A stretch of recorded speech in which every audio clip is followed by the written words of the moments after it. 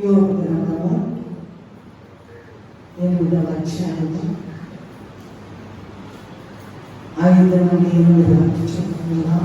యోబు గ్రంథము 8వ అధ్యాయము కీర్తనల ముందుంటుందండి. ఎస్తేరు యోబు. నీవు జాగ్రత్తగా దేవుని వెతికిన ఎడల సర్వశక్తులకు దేవుని బతిమాలుకునే ఎడల నీవు పవిత్రుడవై యథార్థవంతుడవైన ఎడల నిశ్చయముగా ఆయన నీ యందు శ్రద్ధ నిలిపి నీ నీతికి తగినట్టుగా నీ నివాసస్థలం వర్ధిల్ల చేయి. అప్పుడు నీ స్థితి మొదట కొద్దిగా ఉండిన తుదను నీవు మహాభివృద్ధి నందుదురు. మనకు ఏమీ తెలియదు. భూమి మీద మన దినములు నీడవలే ఉండాలి. ప్రార్థన చేస్తున్నాం. మమ్మల్ని మిగిలిగా ప్రేమించిన మంటి పురుగులమైన మమ్మలను మంటిలోనికి వెళ్ళకుండా మహిమ జీవులుగా మార్చడానికి నీవు పడేటువంటి కష్టం, నీవు పడే బాధ, నీవు కాచే కన్నీరు వివరించలేదు నాయన. క్షమించండి. ఎంత బాధపడు ప్రార్థిస్తూ కన్నీరు కారుస్తూ మా కొరకు దినమంతా దినమంతకు చేతులు చాచి మా కొరకు ఎదురు చూస్తున్నాం. అయినను కఠిన హృదయమై దుర్మార్గులు ఉన్నాయి, దుష్టులు ఉన్నాయి, పనికివారిని మారున్నాయి, అపవిత్రులు ఉన్నాయి, అయోగ్యులు అయినను నీ ప్రేమ మా పట్ల తాగకుండా శాశ్వతమైన ప్రేమతో ప్రేమిస్తున్నాం. మా తండ్రి నీకు చేతులు ఎత్తి నమస్కారాలు చెల్లిస్తున్నాం. మాతో రండి, మాతో ఉండండి, మాతో మాట్లాడండి. నీ పిల్లలమైన మేము నీ మాట కొరకు ఎదురు చూస్తూ ఉండగా అయ్యా నీ స్వరం ప్రతి ఒక్కరూ వినగలుగుతున్నట్లుగా, అది మా హృదయాల్లో దూసుకుపోగలుగుతున్నట్లుగా, అది మా హృదయాల్లో పనిచేసి గొప్ప మార్పును మహిమజీవులుగా నీవుండే మహిమలోకానికి రావడానికి మమ్మల్ని ప్రతి ఒక్కరిని కూడా ఈ వాక్యాన్ని ప్రతి ఒక్కరిని కూడా మహిమజీవులుగా మార్చి మహిమలోకానికి మమ్మల్ని తీసుకుని వెళ్తామని ముందుగానే స్థుతులు చెల్లిస్తూ యేసు నామములో వేడుకొని ప్రార్థిస్తున్నాము తండ్రి. మనం చదువుకున్నటువంటి వాక్య భాగము 8వ అధ్యాయము యోబు గ్రంథము 5 నుండి 8 వరకు చదువుతున్నాం. జాగ్రత్తగా విందాము దేవుని వాక్యాన్ని. ఏముందంటే, నువ్వు జాగ్రత్తగా దేవుని వెతికిన ఎడల, సర్వశక్తుడైన దేవుని బ్రతిమాలుకునే ఎడల, నీవు పవిత్రుడైన ఎడల, యథార్థవంతుడైన ఎడల, నిశ్చయముగా ఆయన నీ యందు శ్రద్ధ నిలిపి నీ నీతికి తగినట్లుగా నీ నివాస స్థలము వర్ధిల్ల చేయి. అప్పుడు నీ స్థితి కొద్దిగా ఉండిన తుదను నీవు మహాభివృద్ధి ఉంటుంది. మనము నిన్నటి వారమే, మనకు ఏమీ తెలియదు. భూమి మీద మన దినములు నీడవలే ఎలా ఉన్నాయంట? జాగ్రత్తగా అటు ఇటు మాంసం పానీ 4 కండిషన్స్ ఉన్నాయండి. జాగ్రత్తగా దేవుని వెతకాలట. వెతకడము, సర్వశక్తులు దేవుని బ్రతిమాలుకోవడము, పవిత్రుడుగా ఉండడము, యథార్థవంతుడుగా 4 కండిషన్స్. వెతకడము, బ్రతిమాలుకోవడము, పవిత్రుడుగా ఉండడము, యథార్థంగా ఉండడం. ఈ 4 కండిషన్స్. ఈ 4 లక్షణాలు నీలో ఉన్నట్లయితే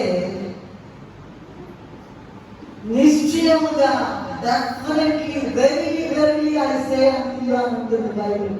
నిశ్చయముగా తప్పకుండా ఆయన నియందు శ్రద్ధ నిలిపి 800 కోట్ల పైన ఉన్నారు జనాలు. నువ్వు ఈ 4 కండిషన్లు నెరవేరిస్తే నిశ్చయముగా ఆయన నియందు శ్రద్ధ 800 కోట్లు. ఏమండి, దాదాపు 200 దేశాలు ప్రపంచం భూమి మీద పెద్ద పెద్ద గనులైన వారు ఉన్నారు, సభలు ఉన్నారు, పారిశ్రామికవేత్తలు ఉన్నారు, కవులు ఉన్నారు, రచయితలు ఉన్నారు, గొప్ప గొప్ప వారు ఉన్నారు, అధికారులు ఉన్నారు. వాళ్ళందరూ పక్కగా దోసి ఏం చేస్తారంట? ప్రభు నీయందు శ్రద్ధ నిలిపి ఏంటంట? ఆయన వెలిగితే, ఆయన బతిమాలుంటే, పవిత్రంగా ఉంటే, యథార్థంగా ఉంటే ఆయన నీయందు శ్రద్ధ నిలిపి ఎట్లా పడితే అట్లా వృద్ధి చేయడంట. ఎట్లా చేస్తాడంట? నీ నీతికి తగినట్లుగా. ఎట్లాగండి? నువ్వు నీతిగా ఉన్నావో లేదు ఎవరో తెలుసండి. నీతిగా ఉన్నావో లేదు ఎవరికి తెలుసు? అందరికీ ఒకే రకమైన అభివృద్ధి రాదు. నీ నీతి అంటుంటే అంతే, నీ నీతి కొంచెం ఉంటే నీ అభివృద్ధి పెట్టే. నీ నీతికి తగినట్లుగా నీ నివాస స్థలమును వర్ధిల్ల చేయు. అప్పుడు నీ స్థితి కొద్దిగా ఉండేనను, మొదట కొద్దిగా ఉండేనను, తుదను నీవు మహాభివృద్ధి ఉంది. ఎంతండి? నీ స్థితి ఎంత ఉందంట? కొద్దిగా ఉంద, చాలా కొద్దిగా ఉందంట. చివరికి నేను ఎట్లయిపోతానంట? మహాభివృద్ధిలోకి వెళ్ళిపోతానంట. చివరి పాయింట్ ఏంటంటే, ఈ మహాభివృద్ధిలోకి వెళ్ళిన తర్వాత ఒక మాట గుర్తు పెట్టుకోవాలంట. ఏంటా మాట? నిన్నటి వారమే. ఏంటండి? నిన్నటి వారమే. మనకేమీ తెలియదు. భూమి మీద మన దినములు నీడ వలెను.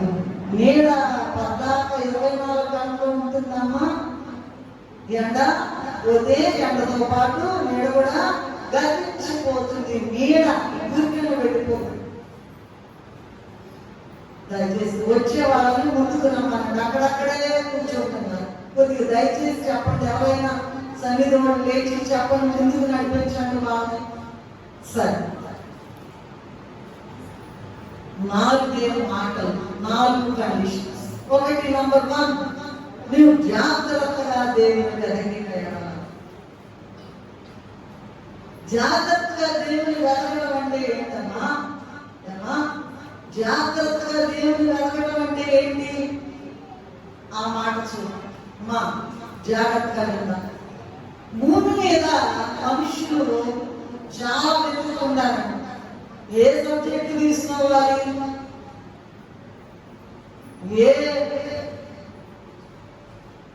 ఏం తీసుకోవాలి? మామూలుగా పిల్లలు 10th అయిపోయిన తర్వాత ఇంటర్మీడియట్ లో ఏం తీసుకోవాలి సబ్జెక్టు అంటారు. సీట్ల కోసం ఎత్తుకుంటారు, ఉద్యోగాల కోసం ఎత్తుతారు. మరి చదువుకోని వాళ్ళు అయితే పని కోసం ఎత్తుకుంటారు, స్థలం ఎక్కడ మంచిదని వెతుక్కుంటారు, ఇళ్ళు కోసం వెతుక్కుంటారు, దానం కోసం వెతుక్కుంటారు, పెళ్లి కావాల్సిన వాళ్ళు వధువు కోసం వెతుక్కుంటారు, వరుడు కోసం వెతుక్కుంటారు, నెమ్మది కోసం వెతుక్కుంటారు, సమాధానం కొరకు వెతుక్కుంటారు. అంత బాగానే ఉంది. ఇక మనం చదువుకునేటువంటి వాక్య భాగం ఏంటంటే, జాగ్రత్తగా దేవుని వెతికే వాళ్ళు ఇవన్నీ వెతుకుతారు, కానీ దేవుని వెతికే వాళ్ళు ఎంతమంది? అందుకే మనందరికీ కూడా అభివృద్ధి రావడం లేదు. అందరికీ కాదు, కొందరికి. మన సమస్యలు తీరడం లేదు, మన ఇబ్బందులు పోవడం లేదు, మన కన్నీరు కాలం ఆగడం లేదు. ఎందుకు అంటే సరైన బట్టి వెతుకులాట మనకి లేదు అని అర్థమవుతుంది. సరే, కీర్తనల గ్రంథము 14వ అధ్యాయం 2-3 వచనాలు త్వరగా నాకు ఇక్కడ ముందున్న వాళ్ళు రెడీగా చదువు వినిపించారు. కీర్తనలు దేవుడు లేడని బుద్ధిహీనులు తమ హృదయంలో అనుకుంటున్నారు. వివేకము కలిగి, అది చాలా వివేకము కలిగి దేవుని వెతుకువారు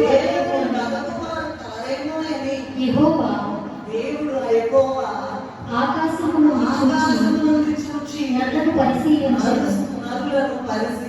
అలాగే 53:2-3 కూడా చదవడం సేమ్ ఉంటుంది.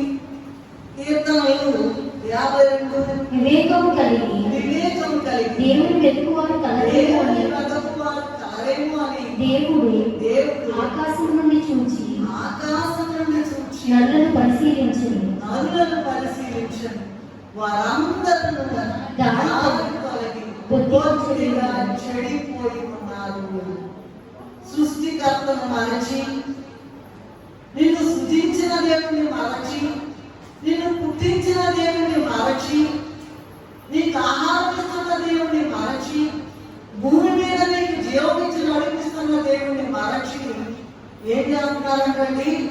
దారి తొలగి బొత్తిగా చెడిపోయి ఉన్నారట. ఆ వారమంట కీర్తన గ్రంథము 14:2-3లోను 53:2-3లో కూడా దేవుడట ఎవరన్నా తెలివి కలిగి వివేకం కలిగి దేవుని వెతకు వారు కారేమో అని ఏం చేస్తున్నాడంటే ఆకాశం నుండి చూస్తున్నాడు. అసలు ఆ సంగతి మీకు తెలుసా? మనుషులు బట్టి చూస్తూ ఉంటాం మనం. వాళ్ళు చూస్తున్నారేమో, వీళ్ళు చూస్తున్నారేమో, అదేమో ఇదేమో. అలా కాదు, దేవుడు చూస్తున్నాడనే సంగతి మీకు తెలుసా? ఇందాక మనం ఒక పెద్ద లిస్టు చదువుకున్నాం. ఏంటో లిస్టు? ఉద్యోగాలని, ఇళ్ళని, ధనమని, వరుడని, నెమ్మదని, సమాధానం. ఒక చిన్న ఉదాహరణ చెప్తాను. నేను ధ్యానం చేస్తుంటే తెల్లవారుజామున ఇవన్నీ ఎక్కువ నేను నోట్ చేసుకున్నా కానీ కళ్ళు తెరవగానే ఒక మాట నాకు ఏమనిపించిందంటే, చెవి పోగు స్త్రీలు వెతుక్కుంటారు కదా ఏమా, చెవి పోగులు అంటారు, కమ్మలు అంటారు. ఏం చేస్తారమ్మా? చెవి పోగు వెతుక్కోతే పోగులు ఊరుకుంటారమ్మా. ఏం చేస్తారమ్మా?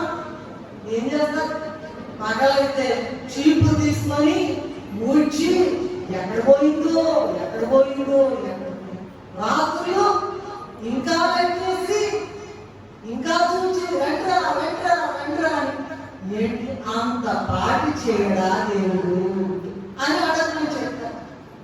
చెవిపోగు ఆత్మ చెవిపోగు ఒక 1000 రూపాయలు ఉంటుందేమో, లేదా 2000 ఉంటుందేమో. ఆకాశం మొత్తం నాది, భూమి నాది, సముద్రం నాది, పర్వతాలు, అధికారం నాది. నన్ను సమానులని ఎవరితో నేను నన్ను సమానంగా చేయగలరు అని అడిగిన దేవుణ్ణంట చెవి పోగంత కూడా ఎక్కలేదంట. చెవి పోగు వెనక శీల సంగతి చెప్తున్నాను. పడిపోయింది అనుకోండి. స్త్రీలైన వారికి బాగా తెలిసిన విషయం కదండి. పెట్టుకుంటుంటే నాకు ఒక్కసారి జారిపోతాను. మరి మీకు జారుతుందో లేదో నాకు తెలియదు, కానీ నాకు అందించబడినటువంటి చిన్న మాట, చెవి పోగు వెనక్కు లేకుండా శీలపాటి చేయడా దేవుడు. అంత జాగ్రత్తగా వెతుకుతావే. దేవుడిని ఎదిగేది అసలు నీకు తెలుసా? దేవుడిని ఎలా వెతకాలో తెలుసా? నెంబర్ 1 వెతకడం. యెషయా గ్రంథము 66వ అధ్యాయము 1 చూసినట్లయితే, ఆకాశము నా సింహాసనము, భూమి నా పాదము. ఎక్కడ మొత్తం ఆకాశం నాదే. ఏ దేశంలో మనకి ఆకాశం అంతా ఎవరంట? దేవుడిదంట. ఏ దేశంలో వెళ్ళండి, ఏ కంట్రీ కన్నా వెళ్ళండి, భూమి అంతా ఆయనదంట అని చెప్పాడు దేవుడు. మొదటి ప్రభుత్వాలను 8వ అధ్యాయం 27 చదవండి. ఆకాశ మహాకాశములు నిన్ను పట్టదామని చెప్తా ఉన్నారు. త్వరగా చదవాలండి దయచేసి. చదివే వాళ్ళు రెడీగా పోటీ పెట్టాలి. నిశ్చయం. ఆ, దేవుడు ఈ లోకమందు నివాసం చేయడు. ఆ. ఆకాశ మహాకాశం సరితము. మహాకాశములు సరితము ఆ, నిన్ను పట్టజాలు. పట్టజాలు. మొదట ఏం చెప్పారండి? యెషయా గ్రంథంలో ఆకాశమున సింహాసనము, భూమిలో పాదపడి. ఎక్కడండి బాబు? దేవుడు లేని చోట ఎక్కడ? రెండవది ఏంటంట? ఆకాశ మహాకాశములు నిన్ను పట్టజాలు అని చెప్పిన దేవుడు. అలాగే నిర్గమకాండము 33వ అధ్యాయం 20వ వచనం చదవండి. ఏ నరుడును నన్ను చూచి బ్రతుకడు అని చెప్పాడు. ఏ నరుడు కూడా ఆయన చూచి బ్రతకడంట. ఎంత గొప్ప దేవుడు! చూచారంటే చచ్చిపోతారన్నమాట. అంత గొప్ప దేవుడు. మరియు ఆయన చాలు చాలు. మొదటి తిమోతి 6వ అధ్యాయము 16వ వచనంలో సమీపరాని తేజస్సులో ఆయన మాత్రమే వసించే దేవుడు. ఒక వచనం పాడదాము, ముందుకు రండి. వేపులలోని సముద్రగాడు పరిశుద్ధ దేవుడా, అద్భుతమైన దేవుడా, నీ వంటి వాడెవరు? యెహోవాను గానము చేసెదము ఏకముగా. ఆకాశ మహాకాశాలు పట్టజాలని దేవుడు, ఆకాశంలో సింహాసనం, భూమిలో పాదపెట్టమని చెప్పిన దేవుడు, ఏ నరుడైనా మనుషులకు బ్రతుకని చెప్పిన దేవుడు, సమీపరాని తేజస్సులో ఆయన మాత్రమే వసించే దేవుడు, మనిషి ప్రభావం ఎవరు ఆయన చూడలేడని చెప్పిన దేవుని మనం ఎలా వెతకాలి? ఏంటంటే చెవి పోగు వెనక శీలపాటు చేయనటువంటి దేవుడు. శీల అంతటి చిన్నది. దేవుడు అంటున్నాడండి గొప్ప దేవుడు. ఎవరైనా చూశారంటే బ్రతకరండి. అంత గొప్ప దేవుడిని శీల అయితే వెతుక్కుంటున్నాం. దాన్ని లైట్ వేసి సెల్ ఫోన్ లైట్ ఇంకా పెద్దలండి, ఇంకా దగ్గరగా ఎంత వెతుకుతారో దేవుని ఎలా వెతుకుతున్నారని. దేవుడు మనకు తెలియదు, నాకు తెలియదు, నీకు తెలియదు. కానీ ఆయన బ్యాట్ లైట్ వేసి కాకరా వేసి ఎవరన్నా నన్ను వెతుకుతున్నారేమోనని ఆకాశం నుండి వంగి చూస్తూ ఉన్నారట. ఎలా వెతికేది? అంత గొప్ప దేవుడిని ఎలా వెతికేది? ఆయన కనపడితే బ్రతకాలంటున్నారు కదా, ఆయన చూస్తే బ్రతకాలంటున్నారు కదా. మరి ఎలా వెతకడము అంటే ఎవరు అక్కడ నిలబడి వాళ్ళ ముందుకు నడిపించండి. ముందు జాగ్రత్త కాదు, అటువని జరిపించండి దయచేసి. ఎవరైనా ముందు రావడం కాదు, వెనకాలవాడు వాళ్ళు లేటుకు వచ్చారనక ఇటు పంపించారు. సరే, ఎలా వెతకాలండి? కనపడతాడా? గ్యారంటీగా కనపడతాడు, ఖచ్చితంగా కనపడతాడు. ఎట్లా కనపడతాడంటే ఇంత గొప్ప దేవుడు మనం పనికి మానవాడమని, చిన్న మట్టి పురుగులమని, ఎందుకు కూడా పనికిరాని వాళ్ళమని, ఏమాత్రం పవిత్రులము కాదని అంత గొప్ప దేవుడంట తగ్గించుకుని వచ్చి మనతో మాట్లాడడానికి ఆశపడుతూ ఉన్నాడంట. చూడండి, మత్తయి సువార్త 18వ అధ్యాయం 20వ వచనంలో చూసినట్లయితే, ఎక్కడ ఇద్దరు ముగ్గురు నా నామమున చేరి ప్రార్థిస్తారో వారి మధ్య ఉంటానన్నాడు. మన మధ్య ఉంటున్నాడట, మన మధ్య వచ్చి వేస్తున్నాడట. నంబర్ 1 మత్తయి సువార్తలో చూసినట్లయితే 28వ అధ్యాయం 20వ వచనంలో చూసినట్లయితే, ఇదిగో సమాప్తి వరకు సదాకాలము నీతో. అదేంటంటే అంత గొప్ప దేవుడా మన దగ్గరకు వచ్చాడా? అవునండి, మన దగ్గరకు వచ్చాడు. అంత గొప్ప దేవుడా. మొత్తం ఆయనదేనా? ఆకాశం ఆయనదేనా? సముద్రం ఆయనదేనా? భూమి ఆయనదేనా? పర్వతాలు ఆయనదేనా? నదులు ఆయనదేనా? అంత గొప్ప మన దేవుడు, అంత గొప్ప దేవుడు మన దగ్గరకు వచ్చానని చెప్తూ ఉన్నారు. దేవుడు కనపడాడు, మాట్లాడాలని అనుకోబాడు, ఖచ్చితంగా కనపడాడు. సరే, ఇక్కడ మత్తయి సువార్తలో చదువుకున్నాము. ఎక్కడ ఇద్దరు ముగ్గురు నా నామమున చేరి ప్రార్థిస్తారో వారిని యుగ సమాప్తి పర్యంతము సదాకాలం నేను మీతో కూడా ఉన్నాను అంటున్నాడు. కీర్తన గ్రంథం 75:1 ఫిలిప్పీయులకు రాసిన పత్రిక 4:5 మనకు సమీపంగా ఉన్నామని చెప్పుకున్నాడు. చూడండి, త్వరగా చదవాలి. మనకు సమీపంగా ఉన్నాడు. కీర్తన 75:1 నీ నామము సమీపంగా ఉన్నదని కృతజ్ఞతాస్తుతులు చెల్లించుచున్నాము. ఫిలిప్పీ 4:5 చూడండి, సమీపంగా ఉన్నామని చెప్తూ ఉన్నారు దేవుడు. ప్రభు సమీపంగా ఉన్నాడు. 4వ అధ్యాయం ఫిలిప్పీయులకు రాసిన పత్రిక 5వ అధ్యాయం 5వ వచనం. అలాగే యెషయా గ్రంథము 57వ అధ్యాయం 15వ వచనంలో చూసినట్లయితే మహాగణుడు మహోన్నతుడు పరిశుద్ధుడు నిత్య నివాసి అయిన వాడు అలాగూ సెలవిస్తున్నాడు. నేను మహోన్నతమైన పరిశుద్ధ స్థలములో నివసించువాడను ఆయనను వినయము గల వారి ప్రాణము ఉజ్జీవింపచేయుటకు నలిగిన వారి ప్రాణము ఉజ్జీవింపచేయుటకును వినయము గల వారి యొద్దను దీన మనస్సుగా చూసారంటండి, వాక్యంలో విన్నారంటండి. మహాగణుడైన దేవుడు, మహోన్నతుడైన దేవుడు, పరిశుద్ధుడైన దేవుడు, నిత్య నివాసి అయిన దేవుడు is an eternity himself. An eternity himself. నిత్య నివాసి. ఆయన ఎక్కడక్కడ ఆయన చనిపోయే స్థితి లేదు. నిరంతరం జీవించిన దేవుడట, అంత గొప్ప దేవుడట.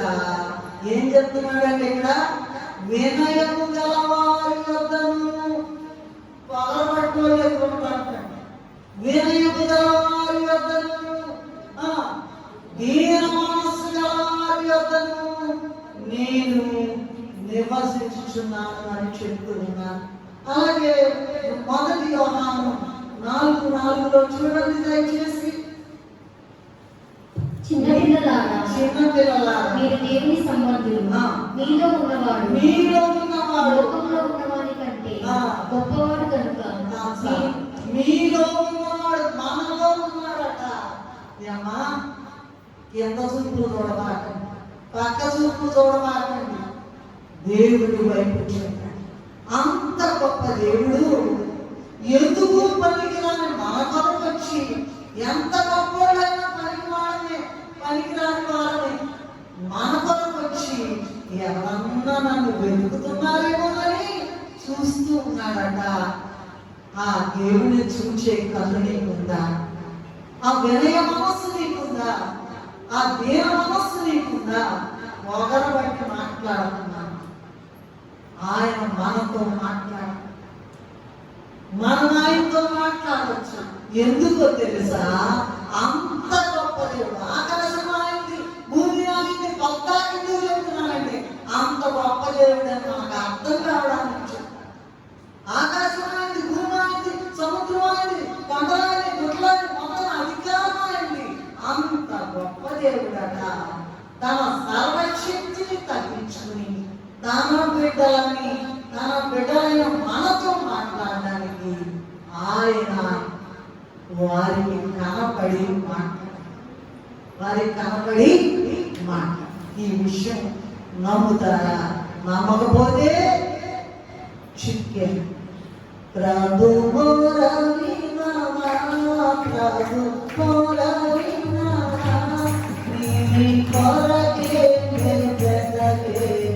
దేవా ఒకసారి కనిపించరా. ప్రభు మొరబెట్టాలి, వెతకాలి. ప్రభు మొర వినవా, ప్రభు మొర వినవా, కొరకే వెతకే దేవా.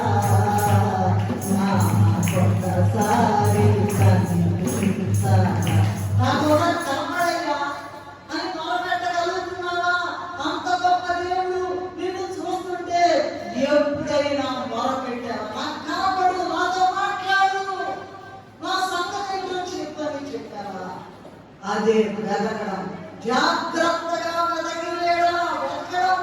మత్తయి సువార్త 7వ అధ్యాయం 7వ వచనంలో చూసినట్లయితే వెతకుడి దొరుకుతుందని చెప్పారు దేవుడు. మరి వెతకితే దొరుకుతానని చెప్పిన దేవుడు దొరకడా? Question mark. దొరుకుతాడా లేదా? దొరుకుతాడు గ్యారంటీగా. మొదటి దినవృత్తాంతములు 28వ అధ్యాయం 9వ వచనంలో ఆయన వెతకిన యెడల నీకు ప్రత్యక్షమగును అని చెప్పిన దేవుడు ప్రత్యక్షం కాడా?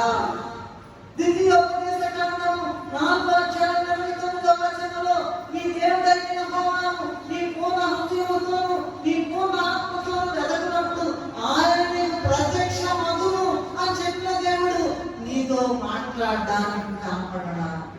ఇర్మియా గ్రంథము 29వ అధ్యాయం 12, 13లో మీరు నన్ను వెతకిన యెడల పూర్ణ మనస్సుతో నన్ను గూర్చి విచారణ చేయని యెడల మీరు నన్ను కనుగొందురు అని చెప్పిన దేవుడు మనకు కనపడడా?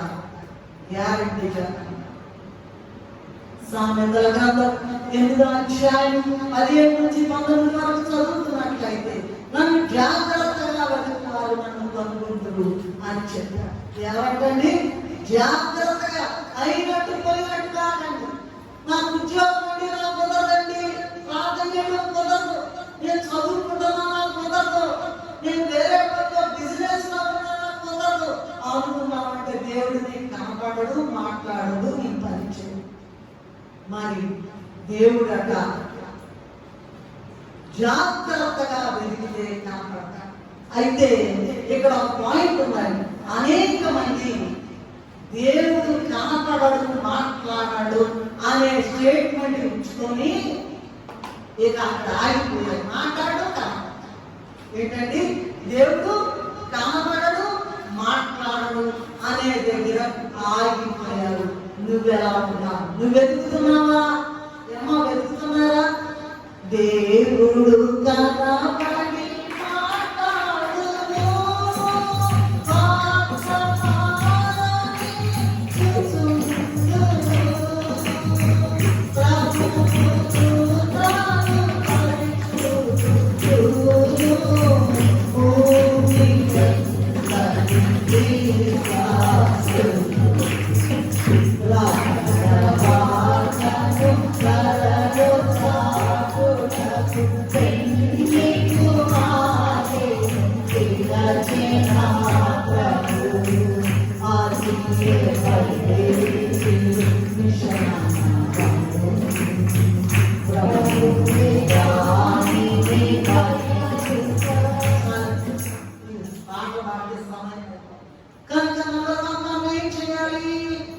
చెప్పండమ్మా.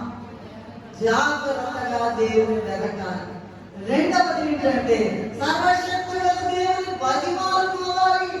నీకు ఏది కావాలన్నా, నీకు విమానం కావాలంటే ఇచ్చేస్తాడండి. ఆయన దగ్గరికి ఏది లేదు. ఏం కావాలన్నా? ఏం కావాలి? నీకేమి లేవు, తినడానికి కూడా లేవు, డబ్బులు లేవు, విమానం కావాలా? వెతుకు, ఆయన అడుగు. ఇక్కడ రెండో పాయింట్ ఏంటంటే సర్వశక్తుడైన దేవుని బతిమాలుకోవాలట. బతిమాలుకోవాలట. మొదటి పేతురు పత్రిక 2వ అధ్యాయం 21లో చూసినట్లయితే క్రీస్తుకు నీ కొరకు బాధపడి మీరు తన అడుగుజాడలలో నడుచుకున్నట్లు మీకు మాదిరి ఉంచిపోయాను. ఏంటా మాదిరి? సర్వశక్తిమంతుడైన దేవుడు తలాదారుగా వచ్చి ఆయన గొప్ప ప్రార్థన చేసి మనకు మాదిరి చూపించారు కనుక మనమట దేవుడట గొప్ప ప్రార్థన ద్వారా. ప్రార్థనలు చాలా ఉన్నాయి. కన్నీటి ప్రార్థన, విశ్వాస సహితమైన ప్రార్థన, పట్టుదల గల ప్రార్థన, రోదన ప్రార్థన, ఎన్ని ప్రార్థనలు ఉన్నాయో. ప్రసవ వేదన ప్రార్థన, ఎన్ని ప్రార్థనలు ఉన్నాయో. అట్టి ప్రార్థనలు చేసి మనకు చూపించాడు కనుక ఆ ప్రార్థనతో బతిమాలుకోవాలట. ఆ పాటలో రాశారు ఇంగ్లీష్ వాళ్ళు, నీ దివ్య రేఖ లేఖలో నాకు కాపాడగలను. నా దేవుడే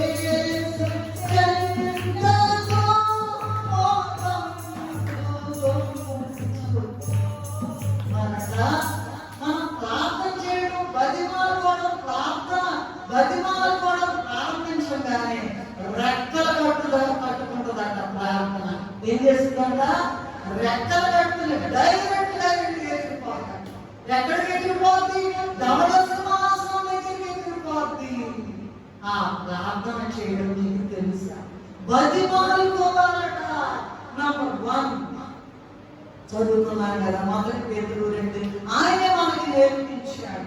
మార్కు సువార్త 1వ అధ్యాయము 35 చూసినట్లయితే పెద్దల కడల నుంచి అరణ్య ప్రదేశంలోకి వెళ్ళి అక్కడ ప్రార్థించారట. పెద్దల కడ 2 గంటలకి, 1 గంటకి, 3 గంటలకి లేచి తెల్లవారుజామున మధ్యరాత్రులు ఈ ప్రాఫెసీలు చెప్పేవాడు ఒక మాట చెప్పారండి.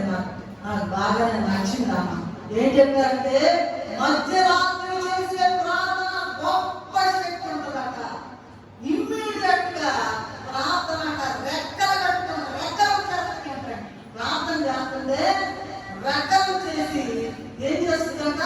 ప్రార్థన ఎగిరిపోతాయి. నీ దివ్య రెక్కలే కదా మా దుఃఖ బాధలను మా దేవుడు చేసేంతకు మోదంతో సంతోషంతో తీసుకెళ్ళిపోతుందా ఆ ప్రార్థన చేయాలి, బతిమాలుకోవాలి.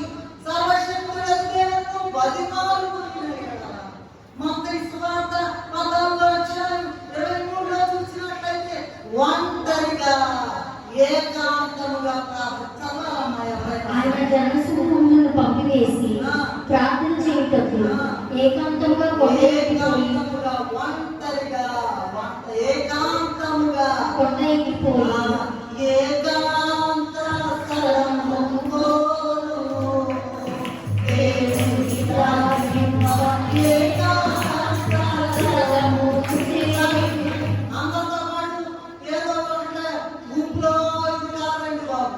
ఏకాంత స్థలం వచ్చేందుకు నీ కష్టమేంటో, నీ బాధేంటో, నీ దుఃఖమేంటో, నీ వ్యధేంటో, నీ కన్నీరేంటో మొత్తం వెళ్ళిపోవాలి అక్కడికి.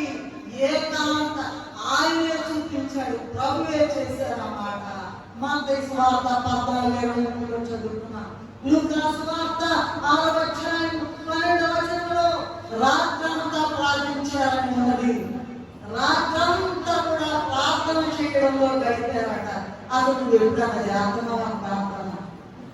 దొంగ మాటలు చెప్తా నేను కూడా చేస్తున్నా. ఎక్కడా చేసేది ప్రార్థన? ఎక్కడండి చేసేది? నీ ప్రార్థనకి రెక్కలు వచ్చేస్తున్నాయా? వెళ్ళిపోతుందా సంతోషంతో దేవుడి దగ్గరికి వెళ్ళి ప్రార్థన చేశారయ్యా అని రెక్కలు కట్టుకుని మోదంతో, మోదమంటే సంతోషం, మోదం అంటే సంతోషంతో పరిగెత్తుగా తీసుకెళ్ళిపోతాంట ఆ ప్రార్థన. రాత్రంతా ప్రార్థన చేశారు. మనం ఒక గంటకే అల్లలాడిపోతాం. ఫ్యామిలీ లేదు, ఎండాకాలం, చెమట. నీవు ప్రార్థన చేస్తే నీ పక్కనే వేసి పెడతాను అమర్పంగా లేకపోయింది. అదండి ప్రార్థన శక్తి. ఆ మాట నాకు చాలా ఇష్టం. నీ దివ్య లెక్కలే కదా నా దుఃఖమా? అసలు ఈ దుఃఖం అక్కడ వస్తుందా? లెక్కలేదండి. చాలా మందికి లెక్కలేదు. ప్రార్థన అంటారు కానీ చేయదు. సరే, లూకా సువార్త 22వ అధ్యాయం 44లో చూసినట్లయితే గెత్సేమనే తోటలో రక్తముగా మారినట్లుగా ప్రార్థించారు. అసలు ఇది ఏంటండి? ఇది అవకాశం ఉండేదేనా? సాధ్యమయ్యే పనేనా? ఎప్పుడైనా నువ్వు అనుభవించావా? చెమటావా? రక్త బిందువులాగా అయిపోయిందంట. 22వ అధ్యాయం లూకా సువార్త 44 ఆయన వేదన ఎబ్రీ పత్రిక 5వ అధ్యాయం 7వ వచనంలో శరీరంలో రోగముతోను కన్నీళ్లతోను తను మరణం నుండి రక్షించగలవానికి ప్రార్థన చేశారంట. చూడండి, ఇప్పుడు మనం బతిమాలుకోవడం అనే సెకండ్ పాయింట్ లో ఎవరు చేసేది ప్రార్థనలు చెప్పండమ్మా. తెంపల కడలేచి బతిమాలుకుని అరణ్య ప్రదేశానికి వెళ్ళి ఒంటరిగా ప్రార్థించి ప్రార్థనలో రాత్రంతా గడిపి చెమట రక్తంగా అయ్యేటట్టు ప్రార్థన చేసి రోగములతో చేసి కన్నీళ్లతో మరణం నుండి రక్షించగల చెప్పండమ్మా, యేసు ప్రభువే చేశారు. మాకేంటి మరి? అంత పరిశుద్ధుడు, అంత గొప్ప దేవుడు, అంత శక్తి గల దేవుడు మరణమును తప్పించుకోవడానికి లేదా తన మరణము గురించి ఎంతగా ప్రార్థన చేస్తే ఘోర పాపులమైన మనము మన మరణము గురించి ఎంతగా ప్రార్థించాలో ఒక్కసారి ఆలోచించండి.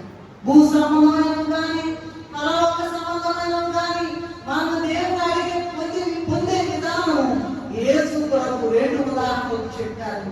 2 చెప్పారు. ఎలాగండి?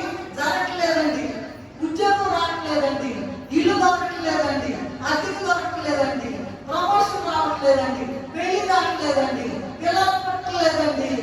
ఏదైనా తీసుకో ఛాలెంజ్ చేసి 2 నుంచి ఆ ఉపమానాలు ప్రభువే స్వయంగా చెప్తున్నారు. నంబర్ 1, 2 ఉపమానాలు ఏంటంటే లూకా సువార్త 11వ అధ్యాయం 5 నుండి 13 వరకు చూసినట్లయితే ఒక మాట ప్రభు స్వయంగా చెప్పారు. ఏదైనా జరగలేదనుకోండి మీకు పనులు, ఈ 2 ఉదాహరణలు తీసుకోండి. నంబర్ 1, సిగ్గుమాలి మాటికి అడిగిన స్నేహితుని ఉపమానం.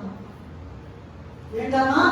సిగ్గుమాలి మాటికి అడిగిన స్నేహితుని యొక్క ఉపమానం. 2వది లూకా సువార్త 18వ అధ్యాయం 1 నుంచి 8 వరకు చూసినట్లయితే గోజులాడిన స్త్రీ ఉపమానం. నంబర్ 1 ఏంటంటే ఏ పనైనా జరగట్లేదు అనుకోండి, 2 ఉపమానాలు స్వయంగా చెప్పిన దేవుడి ఆ ఉపమానాలు ఏమిటో చూస్తున్నాం.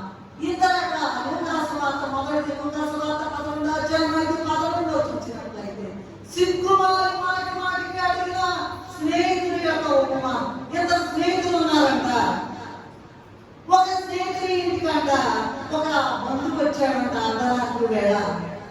ఈ స్నేహితుడు ఉన్నాడు కదా అని చెప్పి ఈ ఇంటికి వచ్చాడు. అయ్యా చుట్టాలు వచ్చారయ్యా, మాకు కొంచెం రొట్టెవ్వా, ఇప్పుడు నేను బజార్కి వెళ్ళి తేవాలి కదా అర్ధరాత్రి వేళ, అయ్యో భోజనం చేయలేదు వాడు, బంధువులు వచ్చారని అడిగితే ఈ స్నేహితుడు అన్నాడంట, నేను లేవలేను, నేను ఇవ్వలేను, నా పిల్లలు చిన్న పిల్లలు పండుగలు ఉన్నారు మాతో పాటు, వాళ్ళు నేను వెళ్తే వాటివాడు వేస్తారు, ఏడుస్తారు, నిద్ర ఉండదు కనుక నేను ఇవ్వలేను అన్నాడు.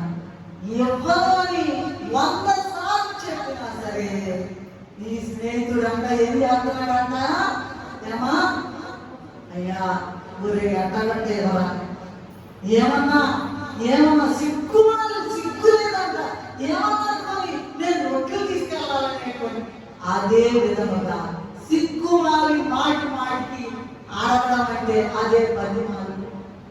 ఏమైనా సరే లేవైనా అంటే అరే 100 సార్లు అడగాలి. ప్రార్థన చేయి, జరగట్లా చేయి, ప్రార్థన చేయి.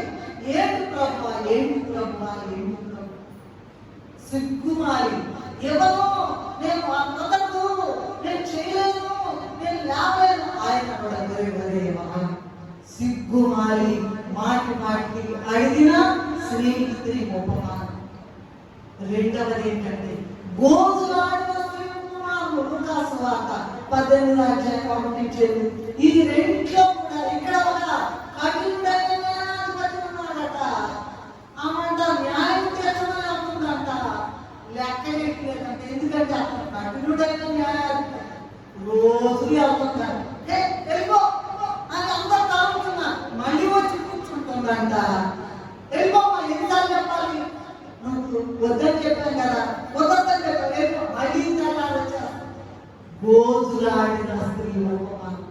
ఆ కఠినుడు అనుకున్నాడంట న్యాయాధిపతి, నేను ఎంత కఠినుడిగా ఉన్నానే, ఆయన కూడా వెళ్ళకుండా నా దగ్గరికి వచ్చి దాకా నన్ను పీడిస్తుంది కనుక నేను ఎలాగైనా న్యాయం తీరుస్తానని అనుకున్నాడంట. న్యాయం తీర్చాడు కనుక సిగ్గుమాలి మాటికి అడిగిన స్నేహితుడి ఉపమానం.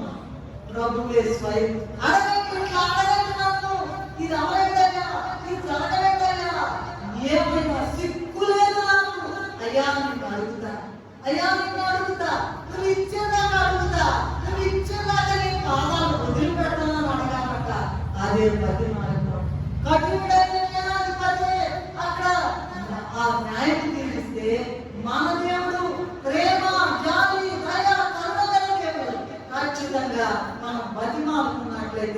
వాటిని ఖచ్చితంగా మనకు ఇవ్వగల దేవుడు కనుక అందుకే దేవదాసాయి గారు నీకు కావలసినవి అడుగుము, నీకు తప్పకలేని ఇచ్చేదను, నీకు అడుగుతా నీవు అడుగుతా ముచ్చట నాకు అన్నారండి. నువ్వు అడిగితే ఇచ్చాను, అడక్కే ఇన్ని కష్టాలు కనుక బతి మారిపోవడం మొదటేంటమ్మా చెప్పాలి. అసలు ఏం మంచి స్టూడెంట్స్. ఒకటేంటండి వెతకడం, రెండోది ఏంటండి బతి మారిపోవడం, నీకు ఏది కావాలి అది అడగండి. మూడవది పవిత్రుడాలైన మొదటి పేరు పత్రిక 1వ అధ్యాయం 14-16 చూసినట్లయితే నేను పరిశుద్ధుడై ఉన్నాను కనుక మీరు పరిశుద్ధులైంది, మిమ్మల్ని పిలిచిన వాడు పరిశుద్ధులైన ప్రకారం మీరు సమస్త ప్రవర్తన యందు పరిశుద్ధులైంది అంటున్నారు. అలాగే మొదటి దశలోకి రాసిన పత్రిక 4వ అధ్యాయం 7వ వచనంలో పరిశుద్ధులంటే దేవుడు మనల్ని పిలిచారు కానీ అపవిత్రులుగా ఉండటం పిలువలేదు. దీనిని బట్టి మనం పవిత్రులుగా ఉంటేనే ఆయన మనల్ని వృద్ధి చేస్తాడనేటువంటి విషయం పూర్తిగా అర్థమైంది, పూర్తిగా విదితమైందండి. ఏంటండి మాటలో పవిత్రత, చూపులో పవిత్రత, నడకలో పవిత్రత, ఇంకా చెప్పండి పడకలో పవిత్రత, ఇంకా అన్నింటిలో పవిత్ర నడి నుంచి అరికాల వరకు ఎక్కడ కాగడా పెట్టి బతికినా కూడా అపవిత్రత లేని స్థితిని మెయింటైన్ చేయగలిగితే గ్యారంటీగా నీకు గొప్ప మేలు జరుగుతుంది. కనుక అందుకనే దావీదు మహారాజు అంటున్నాడు కీర్తన గ్రంథము 51వ అధ్యాయం 2వ అధ్యాయం 2-7 వరకు చూసినట్లయితే నేను పవిత్రుడైనట్లు హిస్సోపుతో నా పాపం నన్ను కడుగు అని ప్రార్థిస్తూ ఉన్నాను. ఏంటంట హిస్సోప్ అనేది అది ఒక మంచి క్లెన్సర్ అన్నమాట. క్లెన్సర్ బాగా శుద్ధి చేసేది అన్నమాట. ఆ రోజు ఆ హిస్సోపుతో నన్ను కడుగుమని రాజుగా ప్రార్థన చేస్తూ ఉన్నాడు. అలాగే రోమా పత్రికలో 3:23 అందరికీ తెలుసు, అందరూ పాపము చేసి దేవుడు అనుగ్రహించి మహిమను పొందలేరు, అయితే 6:23 అందరికీ కూడా కృపావరం అనుగ్రహించారు అని ఉన్నది. అలాగే ఎహెజ్కేలు గ్రంథము 20వ అధ్యాయం 12వ వచనంలో చూసినట్లయితే నేను వారిని పవిత్ర పరుతున్నానని చెప్తున్నాను. జెఫన్యా గ్రంథము 3వ అధ్యాయం 9లో వారికి పవిత్రమైన పెదవులు ఇచ్చేదని చెప్తున్నారు. ఎఫెసీయులకు రాసిన పత్రిక 5వ అధ్యాయం 27లో వాక్యముతో ఉదక స్నానం చేయాలంటున్నారు. వాక్యముతో ఉదక స్నానం అంటే ఏంటంటే బాప్తిసం. వాక్యముతో, నీళ్లతో, అన్నిటితో ఉదక స్నానం చేయాలి, బాప్తిసం తీసుకోవాలి. లేకపోతే దేవుడు నీ పని జరిగించాలి. అలాగే మొదటి తిమోతికి రాసిన పత్రిక 4వ అధ్యాయం 5వ వచనంలో ప్రార్థన పవిత్రపరచబడాలట. దేవుడు సృజించిన ప్రతి వస్తువు కూడా పవిత్రపరచబడాలి. మన ప్రార్థన వలన మనము పవిత్రపరచబడాలి. ఒక చోట ఉందంటే ఈ ప్రార్థన పాపములుగా కానున్నది, అటువంటి ప్రార్థన కాదు, పవిత్రపరచబడే ప్రార్థన కావాలి. మొదటి యోహాను పత్రిక 1వ అధ్యాయం 7వ వచనంలో చూసినట్లయితే యేసు రక్తము మనలను ప్రతి పాపము నుండి పవిత్రులుగా చేయును. ఏంటండి యేసు రక్తమే నాకు సురక్ష. ఆయనే యేసయ్యకి రక్తం తప్ప నాకు ఏది కూడా నన్ను కడుగయ్యా. ఎన్నిసార్లు స్నానం చేసినా మురికేనగా నా మురికి మాటలు, మురికి చూపులు, మురికి చేష్టలు, మురికి నడకలు, మురికి పడకలు, వీటితో నరకానికి వెళ్తున్నాను. యేసయ్యా నీ రక్తంతో నన్ను కడుగయ్యా, నీ రక్తంతో నన్ను కడుగయ్యా అని అడిగినట్లయితే అప్పుడు పవిత్రపరుస్తాడట, దేవుడు పవిత్రత దయచేస్తాడట. అందుకే ప్రియమైన దేవుని విశ్వాసులారా, మన చూపులో, మన మాటలో, మన వాక్కులో, మన క్రియలో, మన తలంపులో, వినికిడిలో, నడకలో, పడకలో, అన్నిట్లో కూడా దేవుని ఎదుట పవిత్రులుగా ఉండాలి. అయితే ఇక్కడ ఒక మాట, మన శక్తిని బట్టి మనం పవిత్రులుగా ఉండాలి. ఏంటండి, మన శక్తిని బట్టి మనం పవిత్రులుగా ఉండలేము. కానీ ప్రతి దినం కూడా ఆయన సన్నిధిలో ప్రార్థన చేయడం ద్వారా ఆయన శక్తిని పొంది పవిత్రులుగా ఉండగలము. అర్థమైందా మీకు? ఇవన్నీ ఒక ఇది ఆయన ప్రార్థన. అయ్యా ఈ రక్తంలో నా కాలం కడుగయ్యా, నా మెదడు కడుగయ్యా, నా చేతులు కడుగయ్యా, నా నోరు కడుగయ్యా, అయ్యా నా యొక్క హృదయం కడుగయ్యా, నా ఉదరం కడుగయ్యా, నా కాళ్ళు కడుగయ్యా, నా రక్తం కడుగయ్యా. యేసు రక్తము ప్రతి పాపం నుండి మనలను పవిత్రులుగా చేయండి. సో మన పాయింట్ లో వచ్చినట్లయితే నా తర్వాత ఏం చేయాలా? జాగ్రత్తగా ఎవరిని వెతకాలా?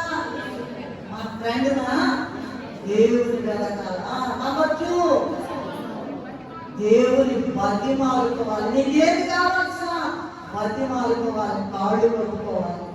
3వది ఏంటంటే పవిత్రులుగా ఉండాలి.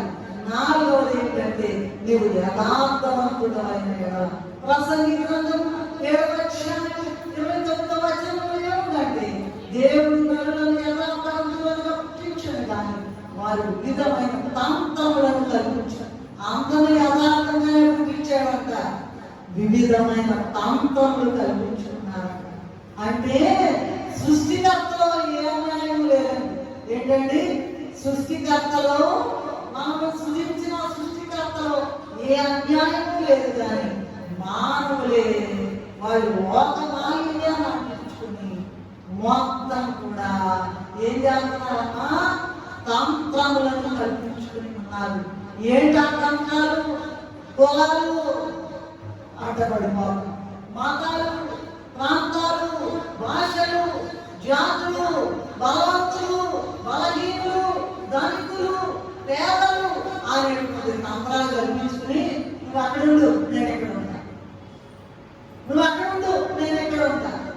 మానవులు మా దేవుడట మానవులను నరులను యథార్థవంతులుగా పుట్టించను కానీ వారు వివిధమైన తంత్రాలను కల్పించుకొని ఉన్నారు. ఈ తంత్రాలను పోవాలి, యథార్థంగా జీవించాలి, వాటన్నిటిని విడిచిపెట్టాలి. దేవుని సన్నిధిలో అవన్నీ కూడా మనం పొందుకోవాలి. ద్వితీయోపదేశకాండము 32:4 చూసినట్లయితే ఆయన నీతిపరుడు యథార్థవంతుడై ఉన్నది కనుక ముందు ఆయన చూపించాడు, మాకు కూడా యథార్థవంతుడుగా ఉండాలి.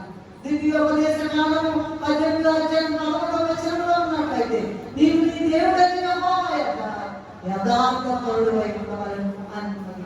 అయితే కొందరు ఏం చేస్తారంటే వినాలి, తమ కుటుంబ సభ్యులతోనే యథార్థంగా ఉంటారు కానీ బయట వాళ్ళతో అబద్ధాలు చెప్తారు. అలా కాదు, అంతతో యథార్థంగా ఉండాలి. కేవలం కుటుంబ సభ్యులకే కాదు.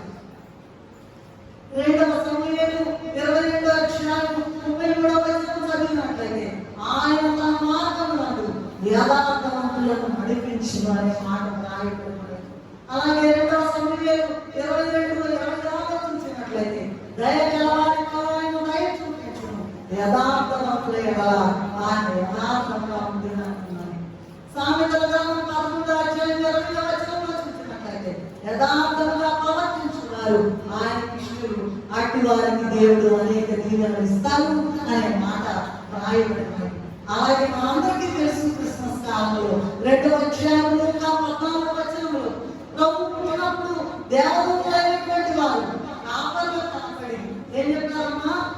భూమి మీద ఆయనకి ఇష్టమైన వారికి సమాధానం అనేది ఏంటో తెలుసా మీకు? కోట్ల రూపాయల కన్నా విలువైంది. పిల్లలు లేదండి, పెళ్లి కాలేదండి, ఉద్యోగం రాలేదండి, ఇల్లు లేదండి, అది లేదండి, ఇది లేదండి అని ఆమటించకుండా దేవుని సన్నిధిలో నీకు అన్ని ఇవ్వాలంటే ముందు ఆయన అన్ని ఇస్తాడు, సమాధానం ఇస్తాడు. ఆయన ఇష్టమైన వారికి భూమి మీద సమాధానం. అది లేదు, ఇది లేదని దిగి ఉంటుంది నీకు, నాకంటే నాకు ఇస్తాడనేటువంటి గొప్ప సమాధానం నీకు మంచిదేస్తుంది. కనుక ఏం చేయాలంట? యథార్థంగా ఉండాలి. దేవుని వెతకాలి, జాగ్రత్తగా వెతకాలి, సర్వశక్తుల దేవుని బతిమాలుకోవాలి, పవిత్రుడై ఉండాలి, యథార్థవంతుడు అయిన అన్నిట్లో యథార్థం. అప్పుడు 5వ పాయింట్ ఏంటంటే నీ నీతికి తగినట్టుగా నీ నివాస స్థలము వర్ధిల్లచ్చు. పై కండిషన్స్ అని నువ్వు నిర్వహించినట్లయితే నీ నీతి ఏంటది? కొంతమంది నీతి 30%, 10%, 0.5%, కొంతమంది 60%, కొంతమంది అదిగో 100% ఉన్నది. నీ నీతికి తగినట్లుగా నీ నివాస స్థలము వర్ధిల్లచ్చు. నేను కొన్ని ఉదాహరణలు చెప్తాను. ఆదికాండ గ్రంథము 37వ అధ్యాయం 28వ వచనంలో చూసినట్లయితే యోసేపు గారు ఉన్నాడట, యాకోబు గారి కుమారుడు. యోసేపు అన్నలు అతన్ని ఉత్తమత్యానికి కారణం లేకుండా సొంత అమ్మలేనండి 20 తులాలు అమ్మేశారు. చెప్పుదామనుకున్నారు, రూపేలు అడ్డుపడ్డాడు, 20 తులాలు అమ్మేశారు. 39:1 చూసినట్లయితే ఆ ఇష్మాయేలీయులు ఏం చేశారంటే ఫరో రాజు ఉద్యోగైన పోతీఫరుకి అమ్మేశారండి. అమ్మటనే బానిసగా అమ్మివేయడం. 39:2-3 చూసినట్లయితే అయితే దేవుడట యోసేపుకి వీటన్నిటిలో తోడుగా ఉన్నాడు. 39:9 చూసినట్లయితే ఏమండి ముందేమో 20 తులాల వెండి ఇష్మాయేలీయులకు అమ్మేశారు, ఇష్మాయేలీయులు పోతీఫరుకి అమ్మేశారు. అయితే దేవుడు చూస్తూ ఉన్నాడు. ఎందుకంటే ఈ పైన కండిషన్స్ యోసేపు గారిలో ఉన్నాయి కనుక 39:9 చూసినట్లయితే యోసేపు కనుక అమ్మేదే కాకుండా ఇంకా వచ్చేసిందట.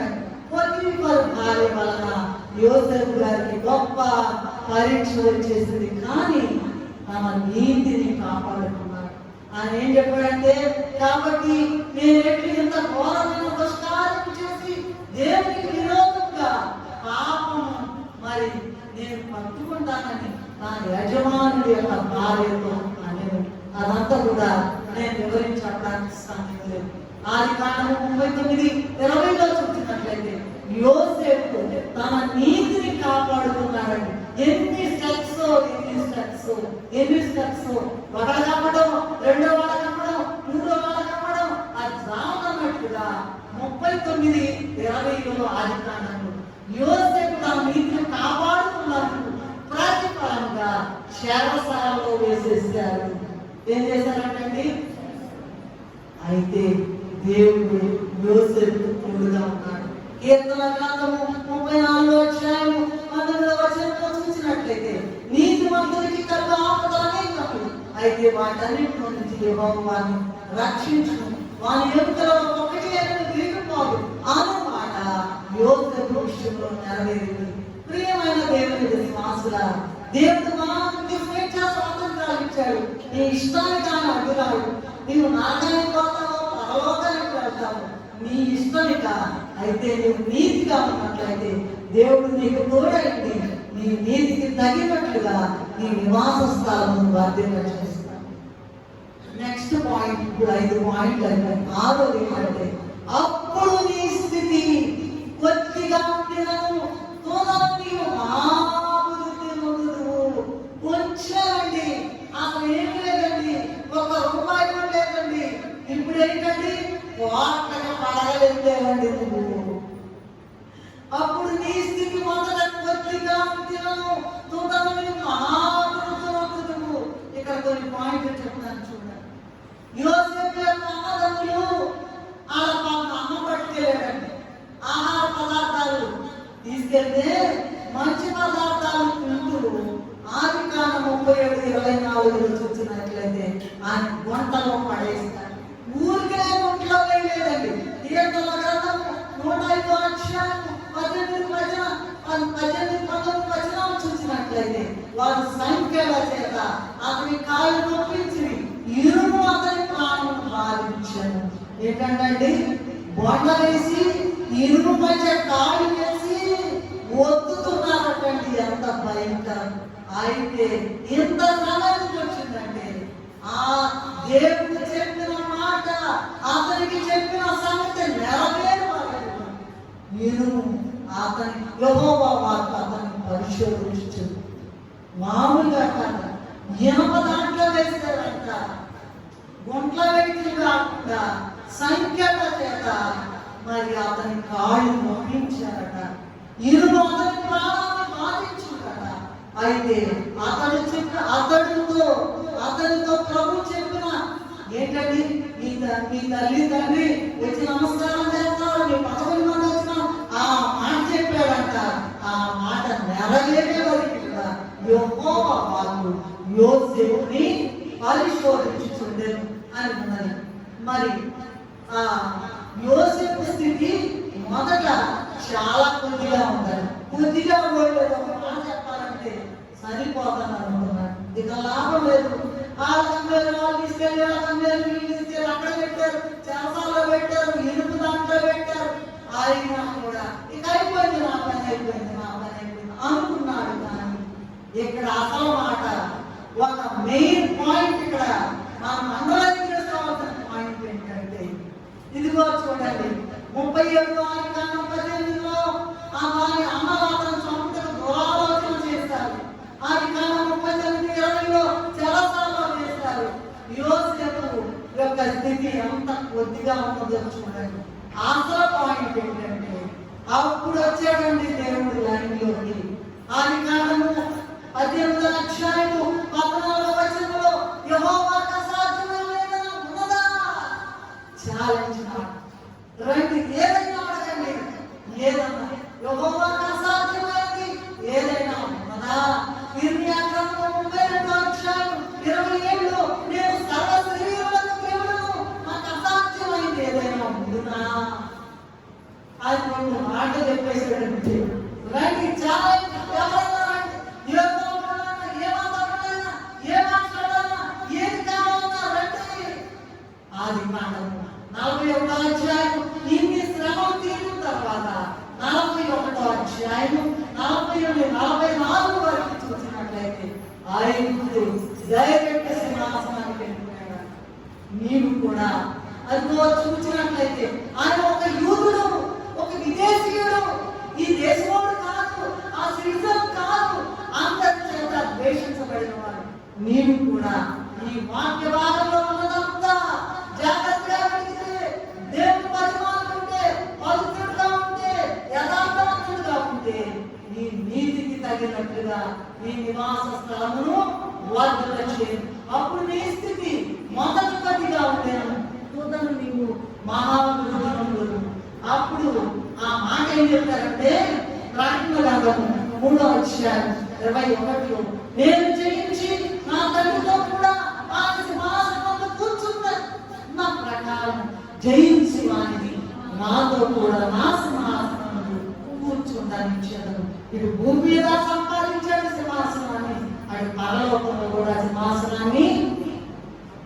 సాతాను రెడీ ఉంది, ఎంత లేట్ అయింది తప్ప అనుకుంటున్నారు. అసలు ఆస్వాదించండి, ఈ మధురాన్ని ఆస్వాదించండి. అసలు ఈ మధురాన్ని ఆస్వాదించండి, మధుర వాక్యాన్ని ఆస్వాదించండి. ఏమి లేనివాడు, అవివేయబడినవాడు, చెరసాలలో పంపించినవాడు, చెరసాలలో ఉండి ఇరుము కాలంలో చేసినవాడు సింహాసనం ఎక్కించాడండి మన హీరో. అందుకే విజయుడు యోగు అనేటువంటి మాట అక్కడ రాసి ఉన్నారు. చివరిగా ఇన్ని జరిగినాయండి, అంత అయిపోయింది. నీ నివాస నీ నీతికి తగినట్టుగా నీ నివాసాలను అర్థం చేయను. అప్పుడు నీ స్థితి మొదటి కొద్దిగా ఉన్నాను, తుదని అన్నాక పడిపోతారంట జనాలు. ఏం చేస్తారంట? బెల్లపీడిగా పడిపోతారంట. ఎందుకంటే మనం నిన్నటి వారమే, మనకేమీ తెలియదు. యోగు 8:8లో ఉన్నదండి. భూమి మీద దేవుడు కొద్దిగా ఉన్నది.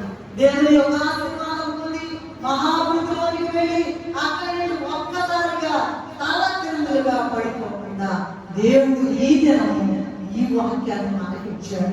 ఎందుకంటే మోషే గ్రంథము 11వ అధ్యాయం 5వ వచనంలో చూసినట్లయితే, మహాయండకు కాలిన అరణ్యంలో నిన్ను స్నేహించిన వాళ్ళని తరువాత వారికి మేత దొరకగా వారు తిరిగి తృప్తి పొంది గర్వించిన వారు చేయి.